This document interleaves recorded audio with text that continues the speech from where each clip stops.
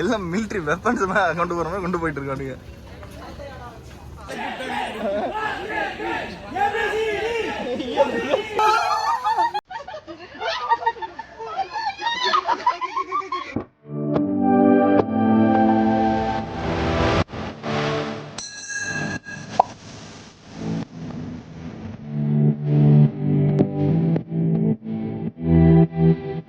Hello friends, welcome to Hema's travel diaries. So last வீடியோவில் டே 1 நாங்கள் போன ஜாப் ஃபேர்ஸை பற்றின கம்ப்ளீட் வீடியோஸ் பார்த்துருப்பீங்க. பார்க்கலன்னா கீழே டிஸ்கிரிப்ஷனில் லிங்க் இருக்குது, கண்டிப்பாக போய் பாருங்கள். ஸோ இந்த வீடியோ டே 2க்கானது. டே 2 நாங்கள் எங்கெல்லாம் போனோம், என்னெல்லாம் பார்த்தோம், இந்த டே எப்படி இருந்தது, எவ்வளோ பட்ஜெட் ஆச்சுங்கிறத பற்றி தான் இந்த வீடியோவில் நம்ம கம்ப்ளீட்டாக பார்க்க போகிறோம். ஸோ கண்டிப்பாக இந்த வீடியோவை ஸ்கிப் பண்ணாமல் பாருங்கள்.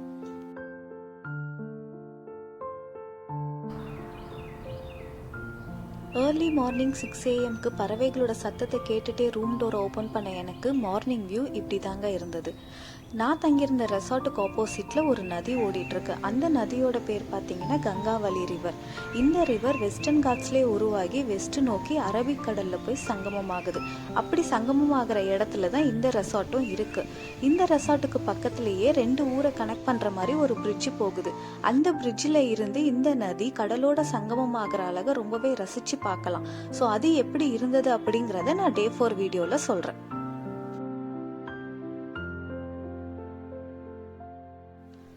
நான் ஸ்டே பண்ணியிருந்த இந்த ரெசார்ட்டோட பேர் பார்த்தீங்கன்னா ரிவர் ஸ்டோன் ரிவர் ஃப்ரண்ட். பேருக்கேற்ற மாதிரியே இந்த என்விரான்மெண்ட்டும் ரொம்பவே அழகாக இருந்தது. இந்த ரெசார்ட்டோட ஆம்பியன்ஸ் எல்லாமே எனக்கு ரொம்பவே பிடிச்சிருந்தது. இங்கே உங்களுக்கு ஹோம் ஃபுட் ப்ரொவைட் பண்ணுவாங்க, பட் அது கொஞ்சம் காஸ்ட்லியாகவும் இருந்தது. நதியோரத்தில் இருக்கிற இந்த ரெசார்ட் ஒரு அழகுனா, கடல் அழகை பார்த்து ரசிக்கிற மாதிரி கடலோரத்துலேயும் உங்களுக்கு நிறையவே ரெசார்ட் இருக்குது. ரெசார்ட் மட்டும் இல்லை, டாமிட்டரியும் இருக்குது. டாமிட்டரியெல்லாம் பர் ஹெட் 400லேருந்தே உங்களுக்கு ஸ்டார்ட் ஆகுது. பட் ஹாலிடேயில் வேரி ஆகும். இங்கே இருக்கிற ரெசார்ட் எல்லாமே சீசனல் ப்ரைஸ் தான். ஸோ நீங்கள் கோகர்நாக்கு ட்ரிப் பிளான் பண்ணுறீங்கன்னா 1 மந்த்துக்கு முன்னாடியே ரெசார்ட்டை புக் பண்ணிடுங்க. மொதல் நாள் விடிய விடிய பெஞ்ச புயல் மழையினால நெக்ஸ்ட் டே வேற எங்கேயுமே போக முடியாதோன்னு கவலைப்பட்டுட்டு இருந்தோம். பட் மார்னிங் கிளைமேட் கொஞ்சம் காம் ஆயிடுச்சு. ஸோ காலையில் 8 மணிக்கெல்லாம் நாங்கள் குளிச்சு ரெடி ஆகிட்டோம். நாங்கள் புக் பண்ண டிடியும் கரெக்டான டைமிங்க்கு வந்துருச்சு. டிடி அண்ட் ரெண்டல் வெஹிக்கல்ஸ் இது எப்படி புக் பண்ணுறது அப்படிங்கிறத நான் போக போக வீடியோவில் உங்களுக்கு நான் சொல்கிறேன். ஸோ ஆஸ் யூஷுவல் டே 2க்கான செல்ஃபியை நாங்கள் எடுத்துட்டு இன்னைக்கு ஹீரோவான முருடேஸ்வரை மனசில் நினச்சிக்கிட்டு டே 2வை நாங்கள் ஸ்டார்ட் பண்ணோம்.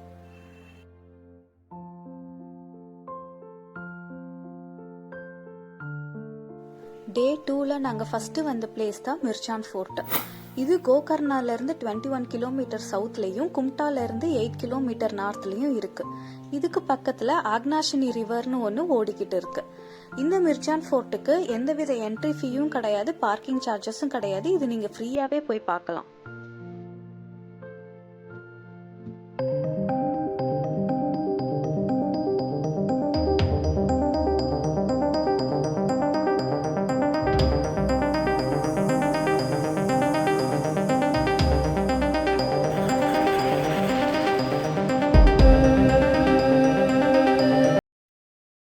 இந்த ஃபோர்ட் லேட்ரைட் ஸ்டோனால கட்டப்பட்டது. தமிழ்ல செம்புரைக்கல், அதாவது செம்மண் பாறாங்கற்களால கட்டப்பட்டது. இந்த பாறைகள்ல அயன் அண்ட் அலுமினியம் தாதுக்கள் அதிகமா இருக்கு. அயன் ஆக்சைடு அதிகமா இருக்கிறதுனாலயே இது சிவப்பு நிறத்துல காணப்படுது. இந்த கல் மலைவாழ் மற்றும் வெப்பமண்டல ஏரியாவில தான் அதிகமா கிடைக்கும். இதுல ஈரத்தன்மை அதிகமா இருக்கிறதுனால தான் வெயில் காலத்துல வெப்பத்தோட தாக்கம் அதிகமா இருக்காது. அதனாலயே இது வீடு கட்டுறதுக்கு அதிகமா பயன்படுத்துவாங்க. நம்ம தமிழ்நாட்டுல ஒரு சில இடங்கள்லயும் கேரளாவிலயும் கர்நாடகாவிலயும் இது வீடு கட்டவும் சுற்றுச்சுவர் கட்டுறதுக்கும் பயன்படுத்துவாங்க. மழை காலத்துல பாத்தீங்கன்னா இந்த பாறைக்கு மேல இந்த மாதிரி செடியெல்லாம் வளர்ந்து ரொம்பவே பார்க்கறதுக்கு கிரீனரி லுக்க கொடுக்குது.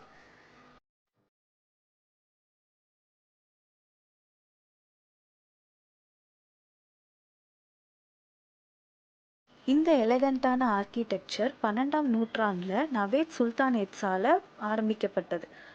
அதுக்கப்புறம் பல போர்களுக்கு பிறகு 16ஆம் நூற்றாண்டுல விஜயநகர எம்பையருக்கு கீழே இது புதுப்பிக்கப்பட்டது. கெரசுப்பாவை ஆண்ட ராணி சென்னபைர தேவி கிட்டத்தட்ட இந்த கோட்டையில 54 வருஷம் ஆட்சி புரிஞ்சாங்க. இந்த கோட்டையிலையும் வாழ்ந்து வந்தாங்க. இந்த கோட்டையில இருந்து 32 கிலோமீட்டர் நார்த்து கர்வால தான் இதுக்கான துறைமுகம் இருக்கு. அங்க பெப்பரோட ஏற்றுமதி அதிகமா இருக்கிறதுனால இவங்களுக்கு இன்னொரு பேர் பெப்பர் ராணின்னு சொல்றாங்க. விஜயநகர பேரரசோட வீழ்ச்சிக்கு அப்புறம் பிஜாப்பூர் சுல்தான் மாரதாஸ்னு பல பேரரசு கிட்ட இது கைமாறப்பட்டது. அதுக்கப்புறம் 17ஆம் நூற்றாண்டு, குறிப்பிட்டு சொல்ல போனா 1783 இருந்து 84 பீரியட்ல பிரிட்டிஷ் இந்த கோட்டையை கைப்பற்றினாங்க. இந்தியா சுதந்திரம் அடையிற வரைக்கும் இந்த கோட்டையை அவங்க ரூல் பண்ணிட்டு வந்துட்டு இருந்தாங்க.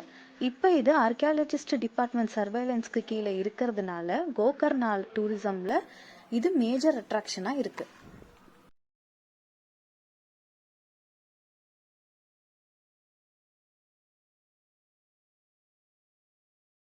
இந்த மிர்ஜான் போர்ட்டோட பரப்பளவு பார்த்தீங்கன்னா 10 ஏக்கர். இதுல மொத்தம் 4 என்ட்ரன்ஸ் இருக்கு. ஒன்று மெயின் என்ட்ரன்ஸ், அதுதான் பார்த்தீங்கன்னா நம்ம ஏறி வந்த வழி. அதுக்கப்புறம் 3 சப்சிடைரி என்ட்ரன்ஸ் இதுல இருக்கு.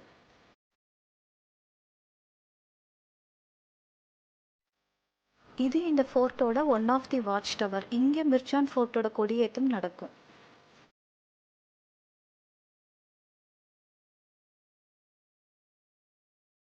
இந்த ஃபோர்ட்ல இருக்கக்கூடிய கிணறுகள்ல இது ரொம்பவே ஆழமான கிணறு.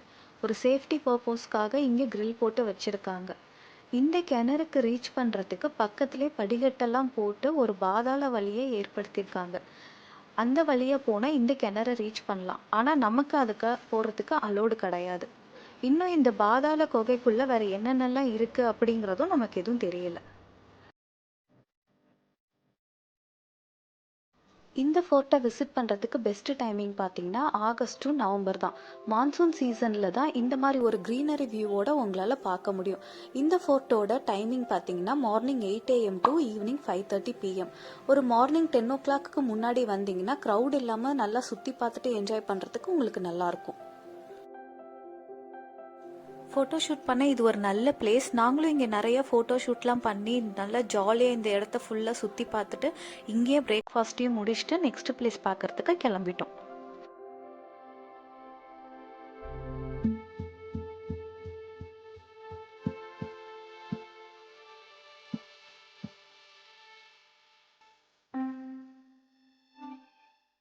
மிர்ஜான் ஃபோர்ட்டை பார்த்துட்டு அடுத்து நாங்கள் போன பிளேஸ் தான் ஹொன்னாவரில் இருக்கிற மேங்க்ரூவ் ப்ராட் வாக்.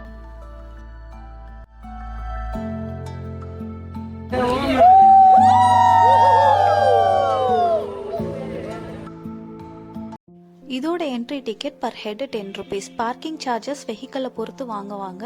நாங்கள் டிடியில் போனதுனால எங்களுக்கு 50 rupees சார்ஜ் பண்ணாங்க. ஹொன்னாவரில் ஷாராவதி ரிவர் கடலோட சங்கமம் ஆகிற கரையோரத்துல தான் இந்த மேங்க்ரூவ் ட்ரீ படர்ந்து வளர்ந்துருக்கு. அந்த இடத்துல தான் இப்படி ஒரு அழகான உட்டன் வாக்கவேவை அமைச்சிருக்காங்க.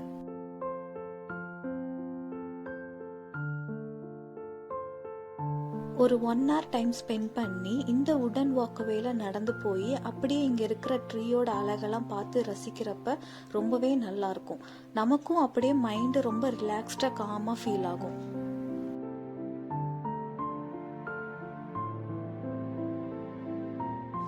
இந்த மேங்க்ரூவ் ஃபாரஸ்ட்டை பத்தி சில விஷயங்களை நான் தெரிஞ்சுக்கிட்டப்ப எனக்கு ரொம்பவே ஆச்சரியமா இருந்தது. இந்த உலகத்துல நம்ம இயற்கையா பார்க்கப்படுற ஒவ்வொரு விஷயமும் ஒவ்வொரு காரணகர்த்தாவோட தான் படைக்கப்படுது. நேச்சரை பொறுத்தவரை ஒன்னோட ஒன்னு ரொம்பவே டிபெண்ட் பண்ணி தான் இருக்கு. 4 years பேக் தமிழ்நாட்டில் இருக்கிற பிச்சாவரம் மேங்க்ரூவ் ஃபாரஸ்ட்டுக்கு நான் போட்டிங் போயிருக்கேன். பட் அப்போல்லாம் இந்த மேங்க்ரூவ் ஃபாரஸ்ட்டை பற்றி எனக்கு பெருசாக எதுவும் தெரியாது. பட் இப்போ இதை பற்றி இதோட நன்மைகளை பற்றி எனக்கு தெரிஞ்சுக்கிட்ட போது எனக்கு வாவ் அப்படின்னு தான் இருந்தது. அப்படி எனக்கு தெரிஞ்ச நான் ஆச்சரியப்பட்ட சில விஷயங்களை உங்களுக்கு சொல்கிறேன், நீங்களும் தெரிஞ்சுக்கோங்க.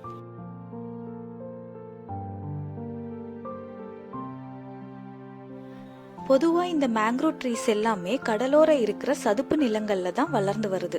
அதுலேயும் உலகத்தோட மையப்பகுதி, அதாவது 0 டிகிரி ஈக்குவேட்டர்ல இருந்து 30 degree north and 30 degree south tropical ஏரியாஸ்ல மட்டும்தான் இது வளரக்கூடிய தன்மையா இருக்கு. இந்த மேங்க்ரோவ் ஃபாரஸ்ட்ல என்னென்ன நன்மைகள் இருக்குதுன்னு பார்ப்போம் வாங்க. இது கடலோர இருக்கிற நிலங்களை தான் ரொம்பவே பாதுகாத்து வருது. இதுல இருக்கிற மரம், செடி, கொடி, வேர் இது எல்லாமே சுனாமியை போல வர பெரிய அலைகளையோ இல்ல கடல் வழியா வர புயலையோ 66% தடுத்து நிறுத்தி நிலத்தை சேதப்படுத்தாம காப்பாத்துது. அதனாலேயே தமிழ்ல இத அலையாத்தி காடுன்னு சொல்றாங்க. 2004 பே ஆஃப் பெங்கால்ல இருந்து வந்த சுனாமியோட தாக்குதல்ல தமிழ்நாடு ரொம்பவே பாதிக்கப்பட்டது. ஆனா அதுல பிச்சாவரக்காடு பகுதி மட்டும் சுனாமியோட தாக்குதல்ல இருந்து பாதுகாக்கப்பட்டுச்சு. இந்த மேங்க்ரூவ் ஃபாரஸ்ட்ல இருக்கிற மீன், எறா, நண்டு இது போன சின்ன சின்ன உயிரினங்களுக்கும் இது உணவளிக்குது. இதுல இருக்கிற செடி கொடி வேரால இதுல இங்க இருக்கிற தண்ணிகளுக்கும் இதுல வாழ்ற உயிரினங்களுக்கும் நியூட்ரிஷனும் கிடைக்குது. அதுபோல பல பறவைகளுக்கும் இது ஒரு நல்ல சரணாலயமா இருக்குது. அட்மாஸ்பியர்ல இருக்கக்கூடிய பொல்யூஷனையும் கார்பன் டை ஆக்சைடையும் ரிமூவ் பண்ணி நல்ல ஆக்சிஜனையும் இது ப்ரொவைட் பண்ணுது. அது மட்டும் இல்லாம கடல் நீர்ல இருக்கிற உப்பு தன்மையை நீக்கி இது நல்ல தண்ணியாவும் மாத்தி கொடுக்குது. இந்த மேங்க்ரூவ் ஃபாரஸ்ட்டை சுத்தி வாழ்றவங்களுக்கு எல்லாம் இது ஒரு நல்ல ஆரோக்கியமான நலவாழ்வை தாங்க கொடுக்குது. உலகத்துல பல இடத்துல இந்த மேங்க்ரூவ் ஃபாரஸ்ட் வளர்ந்து வந்தாலும் பே ஆஃப் பெங்கால் கடலோரத்துல இருக்கிற பங்களாதேஷோட சுந்தரவன காடு தான் உலகத்திலேயே மிகப்பெரிய மேங்க்ரூவ் ஃபாரஸ்டா இருக்கு. அது போல 2வது மிகப்பெரிய மேங்க்ரூவ் ஃபாரஸ்ட் நம்ம தமிழ்நாட்டுல இருக்கிற சிதம்பரம்ல இருக்கிற பிச்சாவரங்காடு தான். நான் சொன்ன இந்த மேங்க்ரூவ் ஃபாரஸ்ட்டை பத்தின விஷயங்கள்லாம் உங்களுக்கு பிடிச்சிருக்கும்னு நினைக்கிறேன். ஏன்னா எனக்கு இதை பத்தி தெரிஞ்சுக்கிட்டப்ப எனக்கும் ரொம்பவே ஆச்சரியமா தான் இருந்தது. இந்த ஷாராவதி கண்டலா மேங்க்ரூவ் பிராட் வாக்கை விசிட் பண்ண நீங்க எந்த மந்த்ல வேணாலும் வரலாம்.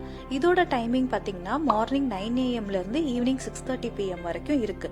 நாங்க ஹாலிடேஸ்ல வந்ததுனால பயங்கர கிரௌடா இருந்தது. ஏதோ திருப்பதியில கியூல நின்று போற மாதிரி தான் நாங்க போயிட்டு இருந்தோம். பட் இருந்தாலும் சத்தம் போட்டு அலப்பறை பண்ணி நல்லா என்ஜாய் தான் பண்ணிக்கிட்டு இருந்தோம். இந்த மேங்க்ரூவ் ஃபாரஸ்ட்ல கொஞ்சம் நல்லா டைம் ஸ்பெண்ட் பண்ணி ரசிச்சுட்டு அடுத்தது நாங்க போன இடம் தான் அப்சரா கொண்டா வாட்டர் ஃபால்ஸ். இதுக்கு என்ட்ரி டிக்கெட்னு எதுவுமே வாங்கல. டிடிக்கு மட்டும் நாங்க 50 ரூபி பார்க்கிங் சார்ஜ் பே பண்ணோம். ஸோ இது சின்ன அருவியா இருந்தாலும் பார்க்கறதுக்கு ரொம்பவே அழகா இருந்தது. பட் நாங்க நெக்ஸ்ட் முருடேஸ்வர் டெம்பிள் போகணும் அப்படிங்கறதுனால இங்க குளிக்கிற ஐடியாவோட வரல. அதனால இதுக்கு பக்கத்துல இருக்கிற மெரின் பார்க்குக்கு போயிட்டோம். இதுக்கு என்ட்ரி ஃபீ பாத்தீங்கன்னா பர் ஹெட் 20 ரூபீஸ் சார்ஜ் பண்றாங்க. நல்ல ஒரு பேனரோமிக் வியூவில் அப்சரா கொண்ட பீச்சை நீங்கள் நல்லா ரசித்து பார்க்கலாம். அண்ட் நீங்கள் ஃபேமிலியோட வந்தீங்கன்னா ஃபால்ஸில் குளிச்சுட்டு அப்படியே இங்கே இந்த பார்க்குக்கு வந்துட்டு ஒரு 1.5 hour ரிலாக்ஸாக இருந்துக்கிட்டு என்ஜாய் பண்ணிட்டு போக ரொம்பவே நல்லாயிருக்கும். சில்ட்ரன்ஸ்க்கும் இந்த பார்க் ரொம்பவே பிடிக்கும். ஏன்னா அங்கங்கே அனிமல்ஸோட ஸ்டாச்சுலாம் வச்சு ரொம்பவே நல்லா பண்ணியிருந்தாங்க. நாங்களே இங்கே குழந்தைங்க மாதிரி இங்கே விளையாண்டுட்டு தான் இருந்தோம்.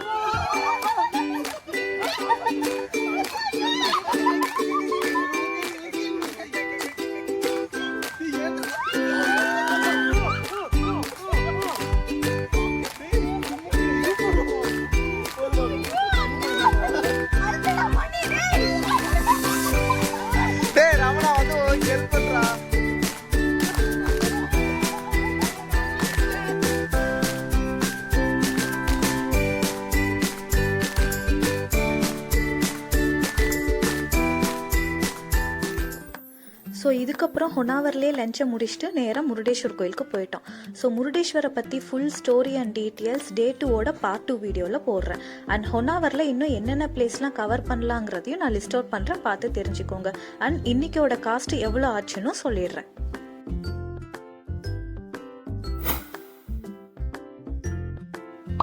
ஷாராவதி பேக் வாட்டர் போட்டிங். ஆக்சுவலி இந்த பிளேஸ் நாங்கள் பிளான் பண்ணியிருந்தோம். பட் டைம் இல்லாததுனால எங்களால் போக முடியல. இது 1.5 hour ஒரு போட்டிங்க.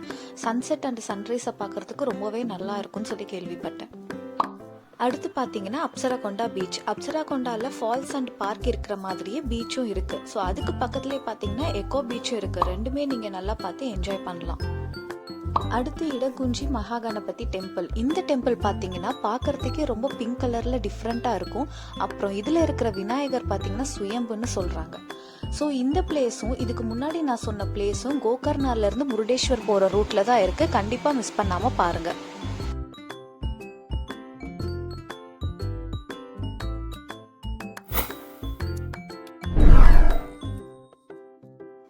இது Day 2 per head cost.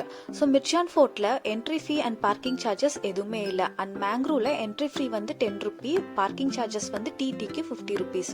Apsara Konda marine என்ட்ரியில 20 ரூபி அண்ட் பார்க்கிங் சார்ஜஸ் டிடிக்கு 50 ரூபீஸ். ஸோ நாங்கள் டிராவல் பண்ண ஹோல் டே டிடிக்கான செலவு பார்த்தீங்கன்னா 6000 பே பண்ண 12 மெம்பர்ஸ்க்கு. So per head 500. அண்ட் இதுக்கப்புறம் நாங்கள் போன முருடேஸ்வரில் எவ்வளோ ஆச்சு அப்படிங்கிறத நான் நெக்ஸ்ட் வீடியோ முருடேஸ்வர் வீடியோவில் சொல்கிறேன், பார்த்து தெரிஞ்சுக்கோங்க. ஸோ இதுதான் இதுதாங்க எனக்கான டே 2க்கான காஸ்ட். ப்ளஸ் இதோட சேர்த்து அன்னைக்கு சாப்பிட்ட நாங்கள் ஃபுல் டே சாப்பிட்ட ஒரு ஃபுட்டும் ஆட் ஆகும். ஸோ டிடி நாங்கள் எங்கே புக் பண்ணோம், இந்த சர்வீஸ் எப்படி இருந்தது அப்படிங்கிறத நான் டே 3 வீடியோவில் சொல்கிறேன்.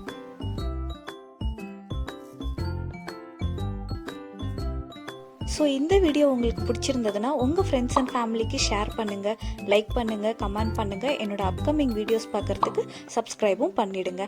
Until then signing off Hema.